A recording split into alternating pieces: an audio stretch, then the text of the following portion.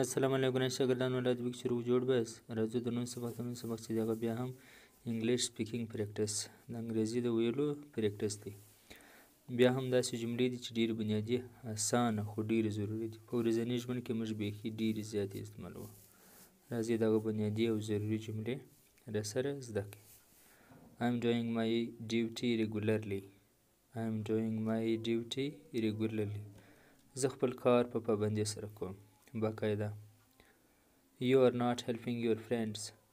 You are not helping your friends. ته د خپل ملګرو سره مرسته نه کوې. She is not ironing my clothes. She is not ironing my clothes. هغه زما جامې نه استری کوي. Boys are learning this lesson by heart. Boys are learning this lesson by heart. هلکان دغه لوست په یاد زده کوي. I am drawing the map of چمن. I am drawing the map of چمن. زه د چمن نقشه کاږم. Are the children plucking the flowers? Are the children plucking the flowers? آیا ماشومان ګلان شکوي؟ Is he eating eggs? Is he eating eggs? آیا هغه هګۍ خوري؟ Who is blowing the whistle? Who is blowing the whistle? څوک شپېلک وهي یا د شپېلک څوک وهي؟ شپېلک څوک وهي؟ Why you are wasting your time?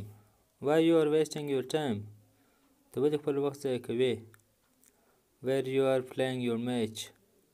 Where you are playing your match? تاسو چیرته ستاسو لوبه کوئ؟ یعنې لوبه لوبوئ. مننه ګران شاګردانو، دا زموږ د نن سبق چې د ورځني جملې د جملو په باره کې ورځني جملو چې هغه موږ په ژوند کې ډېرې زیاتې استعمالوو. انګلیش سپیکینګ پریکټس، دا جملې تاسو بیخي ډېرې استعمالوئ. زده کول یې ځکه لازمي. والله حافظ.